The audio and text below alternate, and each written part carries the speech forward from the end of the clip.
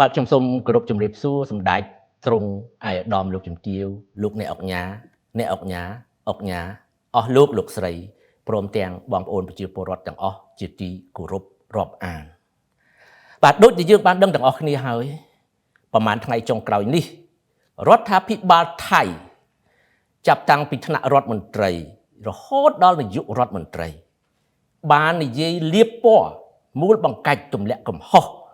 មកលើប្រទេសកម្ពុជាច្រើនពេកហើយដូច្នេះថ្ងៃនេះក្នុងនាមអ្នកនាំពាក្យរាជរដ្ឋាភិបាលកម្ពុជាខ្ញុំសូមឆ្លើយតបយ៉ាងម៉ឺងម៉ាត់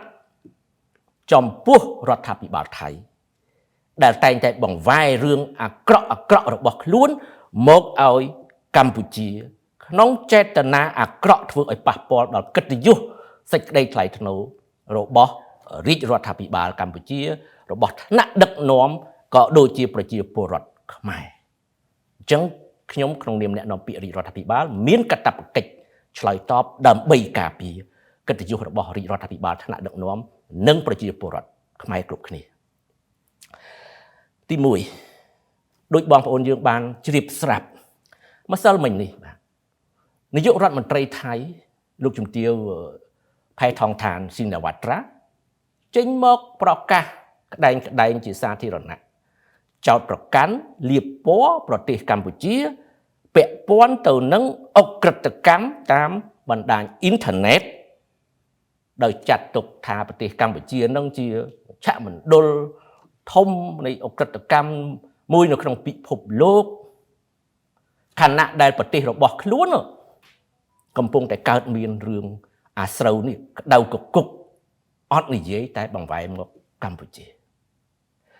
មុននឹងឆ្លើយតបចំណុចនេះខ្ញុំសូមបញ្ជាក់ជូនសាធារណមតិជាតិនិងអន្តរជាតិឲ្យបានជ្រាប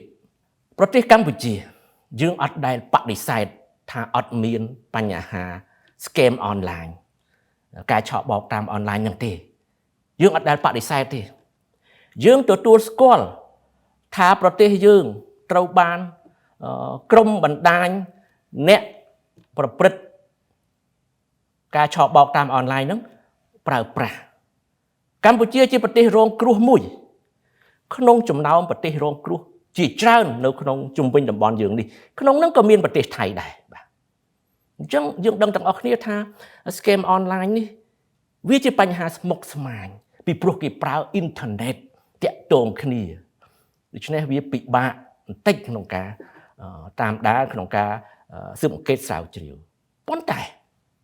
រឿងនេះវាទាមទារឲ្យមានកិច្ចសហការគ្នាស្អិតរមួតរវាងរដ្ឋាភិបាលនីមួយៗដែលរងគ្រោះដើម្បីបង្ក្រាបហើយនឹងទប់ស្កាត់កម្ពុជា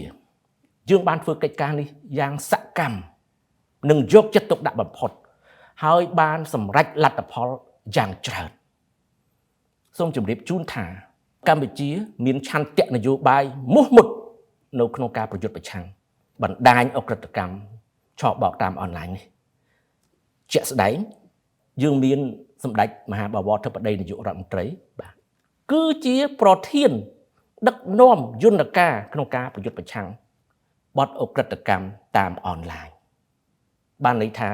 ថ្នាក់ដឹកនាំកម្ពុជាខ្ពស់បំផុតជាអ្នកដឹកនាំចាត់ចែងបញ្ជាសឲ្យឃើញថារាជរដ្ឋាភិបាលយើងយកចិត្តទុកដាក់ខ្លាំងណាស់រឿងនេះហើយខ្ញុំសូមបញ្ជាក់ជូនសាធារណមតិជាពិសេសប្រទេសថៃថានាយករដ្ឋមន្ត្រីកម្ពុជាដែលដឹកនាំកិច្ចការនេះគឺជានាយករដ្ឋមន្ត្រីដែលមានអំណាចពេញលេញក្នុងការដឹកនាំចាត់ចែងការងារដោយមិនបាច់ចាំទៅសុំយោបល់ពីយោធាដូចនៅប្រទេសថៃទេសូមជម្រាបបាទដូច្នេះខ្ញុំសូមបញ្ជាក់ឲ្យច្បាស់ចំណុចរឿងនេះថាកម្ពុជាអត់មានប្រកែករឿងហ្នឹងទេតែកម្ពុជាបានកំពុងធ្វើប្រយុទ្ធប្រឆាំងយ៉ាងសកម្មណាបណ្ដាញឆបោកតាមអនឡាញនេះឲ្យច្បាស់ត្រង់ហ្នឹងប៉ុន្តែអ្វីដែលខ្ញុំចង់តវ៉ា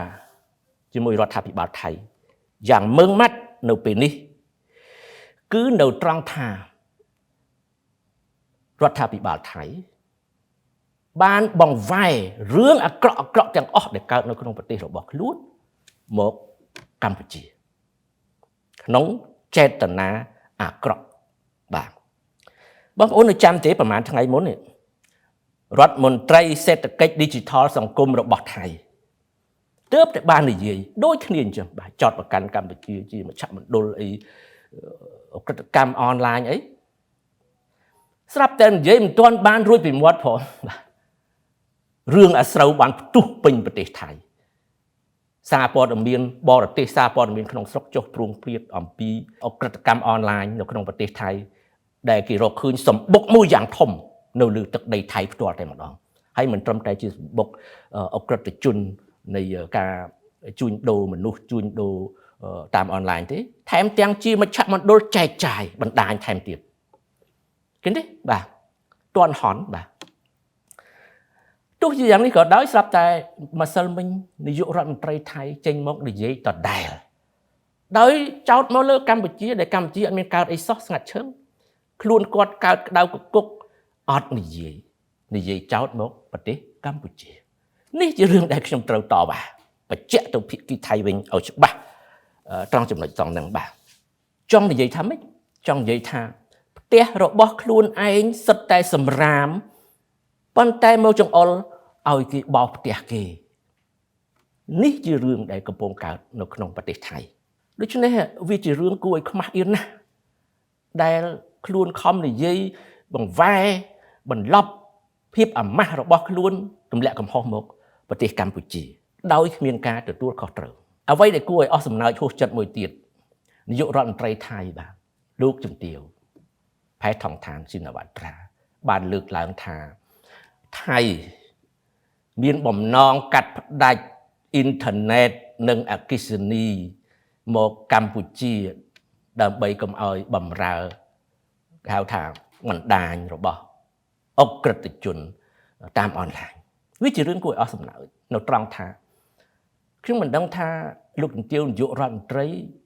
ក្តាប់រឿងមិនបានឬមួយក៏ភ្លេចដោយសារតែលោកជំទាវទទួលសម្ពាធនយោបាយផ្ទៃក្នុងខ្លាំងពេកត្រូវគេទាមទារឲ្យចុះចេញពីតំណែងណាភ្លេចតាមពិតកម្ពុជាបានប្រកាសរួចហើយតាសម្ដេចធិបតីនាយករដ្ឋមន្ត្រីលោកបានប្រកាសហើយថាកម្ពុជាបានកាត់ផ្ដាច់យូរហើយតាលោកជំទាវបាទអ៊ីនធឺណិតអគ្គិសនីលែងប្រើពីប្រទេសថៃហើយកម្ពុជាកាត់ដោយខ្លួនឯងមិនបាច់ចាំថៃកាត់ទេហើយនេះបានជាមកទៅនិយាយរឿងហ្នឹងនៅពេលនេះវាជារឿងហួសចិត្តគួរឲ្យអស់សំណើចមែនទែនបាទអើយមកដល់ត្រឹមនេះយើងអាចនិយាយបានថាការមូលបង្កាច់ទម្លាក់កំហុសទៅលើអ្នកដទៃនេះខ្ញុំកាដូចជារដ្ឋាភិបាលនិងយោធាថៃមានជំនាញខ្លាំងមែនទែនរឿងហ្នឹងបាទគឺតែងតែធ្វើអញ្ចឹងរហូតជាក់ស្ដែងឥឡូវខ្ញុំវិលទៅរឿងព្រំដែនបាទដែលកំពុងតែតានតឹងប្រឈមមុខដាក់គ្នាមកដល់សប្តាហ៍ថ្ងៃនេះដោយសារអ្នកណាគេភាគីថៃគឺជាអ្នកបង្ករឿងដោយបានចូលមកបាញ់កងទ័ពខ្មែរម្នាក់ឲ្យស្លាប់នៅក្នុងលីនដ្ឋានក្នុងបូរណភាពទឹកដីរបស់ខ្លួនឃើញទេ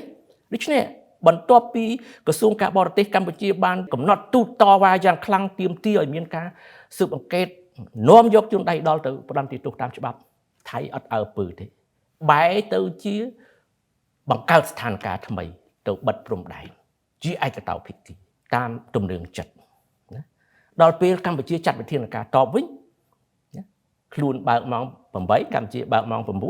9ខាតខ្លួនឯងបន្ទាប់មកទៀតកម្ពុជាបានចាត់វិធានការបិទគប់ការនាំបន្លែផ្លែឈើចូលមកកម្ពុជាខាតខ្លួនឯងប្រជាជនអ្នកដាំបន្លែផ្លែឈើសល់បោះចោលធ្វើឲ្យពួកគាត់ខឹងសម្បាហើយក៏ចេះតែលងខ្លួនបាទមិនដឹងថាត្រូវធ្វើម៉េចចង់បកក្រោយវិញប៉ុន្តែទាញកម្ពុជាឲ្យចូលរួមដោះស្រាយតាមរយៈការចរចានេះគឺជាកលល្បិចខ្លួនឯងអ្នកបង្កទាញកម្ពុជាថាឲ្យចរចាគ្នាដើម្បីបើកព្រំដែនឡើងវិញកម្ពុជាអត់ព្រមថ្នាក់ដឹកនាំយើងអត់ព្រមជាដាច់ខាតអញ្ចឹងថៃរដ្ឋាភិបាលនិងយោធាថៃហាក់បីដូចជាកំពុងនៅក្នុងស្ថានភាព ជ្រុលក្បាលកពើទៅមុខខាតថយក្រោយមិនរួចហើយឥឡូវមើលបញ្ហាព្រំដែនយើងដែលកំពុងតានតឹងឡើងជាលំដាប់ដោយសារថៃជ្រុលក្បាលកពើមិនដឹងធ្វើអីចេះតែបន្តរុលបន្តិចធ្វើអញ្ចេះបន្តិចធ្វើចុះតាមទំនឹងចិត្តបន្តិចប្រកាសបិទព្រំដែនទៀតបាទជំរាបថ្នាក់ដឹកនាំរបស់យើងបានបញ្ជាក់រួចហើយថាកម្ពុជារងចាំកំដរថៃគ្រប់ស្នៀតយើងអត់ធ្វើមុនទេរឿងបិទព្រំដែននេះបាទប៉ុន្តែយើងអាចកំដរថៃបាននេះជាជំហររបស់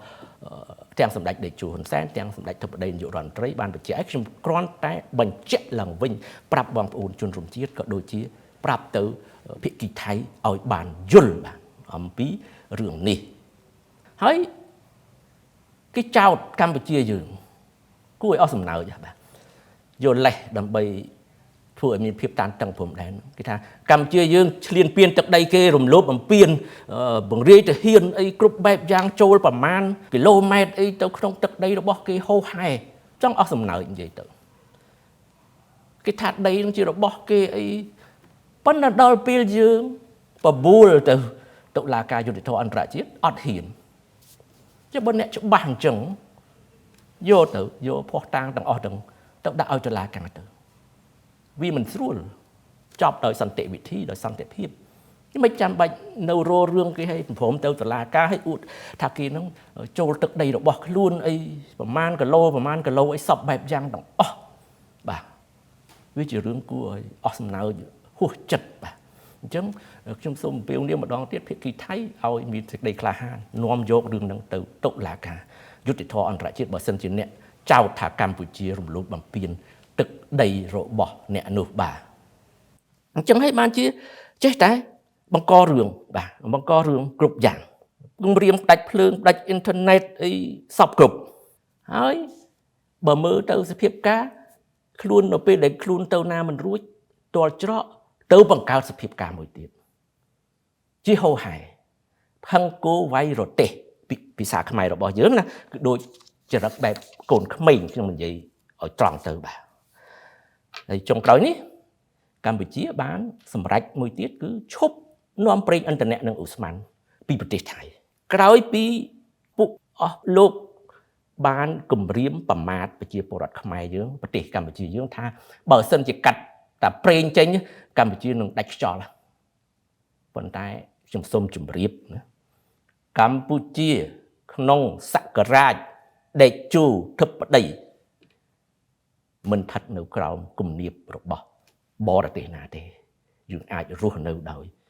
រឹងប៉ឹងដោយខ្លួនឯងបាទអញ្ចឹងថៃសូមអ្នកកុំយល់ច្រឡំឲ្យសោះបាទហើយប្រកែណាស់រឿងបង្វែរស្ថានភាពយប់មិញខ្ញុំអានកសែតថៃឃើញគេយកអារឿងប្រេងហ្នឹងកម្ពុជាផ្ដាច់នាំចូលប្រេងឥន្ធនៈនិងឧស្ម័នហ្នឹងទៅជាកលៃថាមកពីថ្នាក់ដឹកនាំយើងនឹងដើម្បីចង់បានប្រយោជន៍ក្រុមហ៊ុនប្រេងក្នុងស្រុកអីហូហែឃើញនេះបងប្អូនយើងចេះរនឹកឃើញខ្លួនឯងជាអ្នកបង្កគំរាមប្រមាថគេដល់ពេលគេចាត់វិធានការទៅវិញស្រាប់តែកលៃទៅរឿងផ្សេងកម្ពុជាសូមជម្រាបមានក្រុមហ៊ុនប្រេងច្រើនបរទេសមានតូតាល់កាល់តិចអីប៉ុណ្ណានៃគ្រប់ទីកន្លែងតបមកមានក្រុមហ៊ុនក្នុងស្រុកគេប្រកបរបររកទទួលទានខាងប្រេងណាតេឡាសូគីមិចហើយច្រើនទៀតច្រើនក្រុមហ៊ុនប្រេងអញ្ចឹងយើងអត់មានខ្វះទេហើយកុំចេះតែកលៃបាទប្រកែកលៃមែនទេខ្ញុំស្ងើចបាទហើយសារព័ត៌មានទៀតសោតអត់មានវិជ្ជាជីវៈទេបាទចេះយករឿងអញ្ចឹងទៅផ្សព្វផ្សាយហើយចុងក្រោយនេះបើមើលមែនទេទៅចប់បាទសារព័ត៌មាននៅថៃអញ្ចឹងបងប្អូនយើងដែលចូលចិត្តតាមដានបងប្អូនអ្នកសារព័ត៌មានក្តីតាមដានសារព័ត៌មានថៃប្រយ័ត្នបំពុលគេបំពុលមើលចោះប៉ុន្តែកុំឲ្យជឿឲ្យសោះចាំងមើលព័ត៌មានផ្លូវការចាំជឿបាទអញ្ចឹងខ្ញុំសូមសរុបមកវិញថាភាពពឹសពុលចរិតខូចរបស់រដ្ឋាភិបាលហើយនឹងកងទ័ពថៃគឺបានស្ដែងឡើងយ៉ាងច្បាស់មែនទែនណាច្បាស់មុនដំបូងរុញរឿងព្រំដែនឲ្យតែមានចំនួនផ្ទៃក្នុងរបស់ខ្លួនក្នុងការដណ្ដើមអំណាចរវាងរដ្ឋាភិបាលនិងយោធាថៃតែងតែ រុញមកព្រំដែនកម្ពុជាយកកម្ពុជាជាចំណាប់ខ្មាំងដើម្បីដោះស្រាយបញ្ហាផ្ទៃក្នុងរបស់ខ្លួនដើម្បីមានលេសចោលថាអូរដ្ឋាភិបាលគ្រប់គ្រងបូរណភាពទឹកដីមិនបានអញ្ចឹងទៅយោធាត្រូវតែធ្វើរដ្ឋប្រហារដណ្ដើមអំណាចអីឡាក់នោះឡាក់នេះជាទម្លាប់យូរហើយបាទដែលតែងតែកើតមានចំនួនលើកមុនរឿងព្រះវិហារដូចគ្នាបាទឥឡូវកើតឡើងដដែលទៀតបង្ករឿងហើយរុញមកឲ្យកម្ពុជាជាអ្នកចូលរួមពាក់ព័ន្ធនិយាយទៅយើងរងគ្រោះមែនទែនបាទដោយសារតែចរិតលក្ខណៈរបស់រដ្ឋាភិបាលហើយនឹងយោធាថៃដែលបាននឹងកំពុងធ្វើរឿង scam online ដែលខ្ញុំលើកមិញរឿងដល់ខ្លួនឯងយ៉ាងអាម៉ាស់កើតពេញបន្ទុករុញមកកម្ពុជាអត់ខ្ចីនិយាយមួយម៉ាត់រឿងក្នុងប្រទេសថៃបែរជារុញមកកម្ពុជាស្ងាត់ឈឹងអត់មានអីផងបាទឃើញទេឥឡូវបន្ទាប់ពីហ្នឹងចូលដល់រឿងមួយទៀតដែលបង្ហាញថាចរិតរបស់មន្ត្រីថៃហើយនឹងយោធាគឺជាចរិតកូនក្មេងចរិតបង្ករឿងឥឡូវគេនិយាយអំពីពាក្យបណ្ដឹងបងប្អូនយើងគួរឲ្យអស់សំណើចបាទពាក្យបណ្ដឹងទី1មានពាក្យបណ្ដឹងអំពីរឿងថតសម្លេងសន្ទនាអីដែលយើងបែកធ្លាយថ្ងៃមុនបាទដល់ពេលគេសួរថាបណ្ដឹងហ្នឹងមិនដើម្បីអីដើម្បីការពារនាយករដ្ឋមន្ត្រីតែអត់មានគោលបំណងចង់ផ្ដន់កាត់ទោសសម្ដេចហ៊ុនសែនអីផងឃើញទេធ្វើឲ្យមានសម្លេងរួចហើយអត់បានការអីផងប៉ុន្តែបង្កើតរឿងវាបង្ហាញពីចរិតបង្កើតរឿងរបស់ភាគីថៃបាទហើយករណីនេះខ្ញុំសូមបញ្ជាក់ដែរថាក្រសួងការបរទេសរបស់យើងបានដាក់ការតវ៉ាទៅហើយបាទបញ្ជាក់ប្រាប់ភាគីថៃបាទខ្ញុំសូមរំលឹកឡើងវិញបន្តិចថាកម្ពុជាយើងបានបញ្ជាក់ជូនហើយថាកិច្ចសន្ទនាតាមទូរស័ព្ទរវាងសម្ដេចតេជោហ៊ុនសែនជាមួយនឹងនាយករដ្ឋមន្ត្រីថៃផែថងថានគឺជាផ្នែកមួយនៃការប្រស័យតាក់ទងពាក់ព័ន្ធនឹងបញ្ហាកិច្ចការទូតសន្តិសុខជាតិដូច្នេះការចងក្រងឯកសារស្ដីពីការពិភាក្សារវាងថ្នាក់ដឹកនាំជាតិដើម្បីធានានៅភាពត្រឹមត្រូវនិងសុចរិតភាពនៃទំនាក់ទំនងតម្លាភាពនិងការគ្រប់គ្រងចំពោះការទទួលខុសត្រូវរបស់ស្ថាប័នណាការិយាល័យសាធារណៈគឺជាការចាំបាច់ហើយការអនុវត្តនេះគឺត្រឹមត្រូវតាមស្តង់ដារមានការទទួលស្គាល់ជាអន្តរជាតិបាទមានអីខុសទេអញ្ចឹងមានន័យថាម៉េចពាក្យបណ្ដឹងហ្នឹងវាគ្រាន់តែធ្វើឲ្យមានសម្លេងណាដើម្បីរឿងគេធ្វើឲ្យតែមានណាបាទប៉ុណ្ណឹងទី2គេនាំគ្នានិយាយទៀតណាវាគួរអស់សំណើចករណីលឹមកំយ៉ាបងប្អូនយើងនៅចាំបាទឃាតកម្មកើតឡើងនៅលើទឹកដីរបស់ខ្លួនពាក្យបណ្ដឹងនេះមើលទៅឈួតលីលាមែនទេបាទអត់មានអីទាំងអស់ឃាតកម្មកើតនៅលើទឹកដីរបស់ខ្លួនមិនអាចចាត់ចែងបានហើយមកបន្ទោសភ្ជាប់ទាញសម្ដេចតេជោទៅភ្ជាប់ទៀតបាទកម្ពុជាជនដៃដល់គឺជាជនជាតិថៃហើយរត់មកកម្ពុជាបានសហការចាប់បញ្ជូនត្រឡប់ទៅវិញនេះបង្ហាញឲ្យឃើញថាម៉េចបង្ហាញឃើញថាកម្ពុជាបានសហការយ៉ាងពេញលេញហើយប្រកបដោយភាពស្មោះត្រង់ហើយនឹងស្មោះសរតម្លាភាពអត់ខ្លាចបើសិនជាកម្ពុជានៅពីក្រោយឃាតកម្មហ្នឹងវាមិនដែលមានអ្នកណាចាប់បញ្ជូនជនដៃដល់ទៅឲ្យថៃវិញទេគិតតែប៉ុណ្្នឹងក៏យល់ដែរបាទដូច្នេះពាក្យបណ្ដឹងទាំងអស់នេះបើយើងសរុបទៅវាគ្រាន់តែធ្វើឲ្យមានសម្លេងបែបមនុស្សខូចធ្វើម៉េចកូនក្មេងខឹងគេធ្វើអីគេមិនបានអីក៏ជាមរាយគេនិយាយអស់បាទនេះជាចរិតដែលគួរឲ្យសោកស្ដាយជំរឿបាទសម្រាប់អ្នកនយោបាយថៃកងទ័ពថៃអញ្ចឹងបើយើងសរុបមកវិញគ្រប់រឿងទាំងអស់ដែលកើតឡើងទាំងបាល់ម៉ានគឺថៃជាអ្នកបង្កហេតុបាទខ្ញុំស្នើឲ្យរដ្ឋាភិបាលថៃលោកជំទាវនាយករដ្ឋមន្ត្រីឬក៏អ្នកនយោបាយពិនិត្យឡើងវិញចំណុចនេះ ពិនិត្យថាប្រទេសរបស់អស់លោកអ្នកមិនមែនមានរឿងតែមួយកម្ពុជាទេណាជំទឹះអញ្ចឹងត្រូវតែពិនិត្យឡើងវិញមួយទៀតបាទគឺខ្ញុំមើលទៅប្រតិកម្មផ្សេងដែលអ្នកនយោបាយថៃធ្វើឡើងខ្វះភាពចាស់ទុំខ្វះការចេះដឹងខ្ញុំសូមគោរពបញ្ញវន្តថៃជាច្រើនដែលលោកមានការចេះដឹងយល់ហើយបាននិយាយប្រាប់ជាសាធារណៈដល់រដ្ឋាភិបាលដល់កងទ័ពដល់អ្នកនយោបាយថៃអំពីការពិតគេអ្នកចេះដឹងមានច្រើនណាស់នៅក្នុងប្រទេសថៃប៉ុន្តែមិនដឹងយ៉ាងម៉េចរដ្ឋាភិបាលធ្វើដូចចរិតកូនក្មេងដូចខ្ញុំនិយាយមិញធ្វើអីមិនបានក៏បានជេរដែរថ្មីឲ្យមានសម្លេង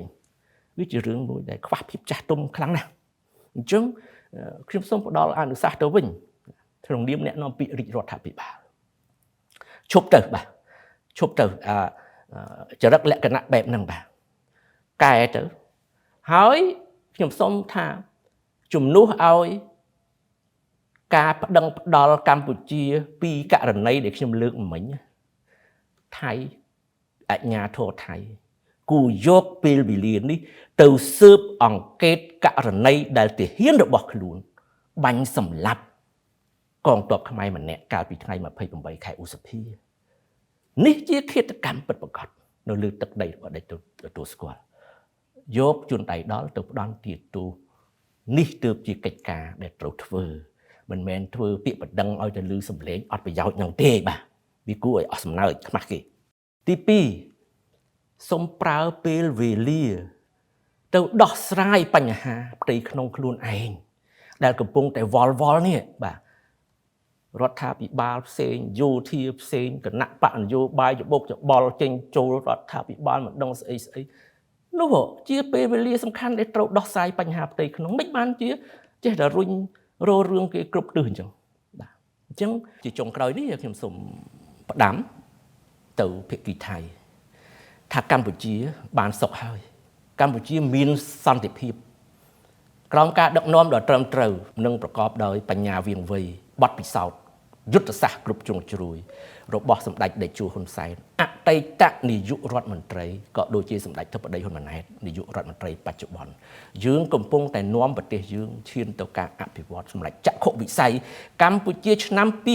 2050ក្លាយជាប្រទេសមានចំណូលខ្ពស់កម្ពុជាបានបញ្ជាក់ហើយថាយើងស្រឡាញ់សុខសន្តិភាពយើងចង់បានព្រំដែនសន្តិភាពមិត្តភាពកិច្ចសហប្រតិបត្តិការក្នុងនាមជាអ្នកជិតខាងល្អអញ្ចឹងទុកឲ្យកម្ពុជាបានសុខផងកុំចេះតែរុញបញ្ហាមកឲ្យកម្ពុជាហើយខ្ញុំសូមបញ្ជាក់ជូនមួយទៀតថានៅពេលដែលមានបញ្ហាព្រំដែននេះឃើញស្រាប់ហើយប្រជាពលរដ្ឋខ្មែរទាំងក្នុងនិងក្រៅប្រទេសស្រុះគ្នាណាបាទរួមគ្នាសាមគ្គីជាធ្លុងមួយជាសម្លេងតែមួយក្នុងការគ្រប់គ្រងរាជរដ្ឋាភិបាលនិងកងទ័ពយើងដើម្បីការពារបូរណភាពទឹក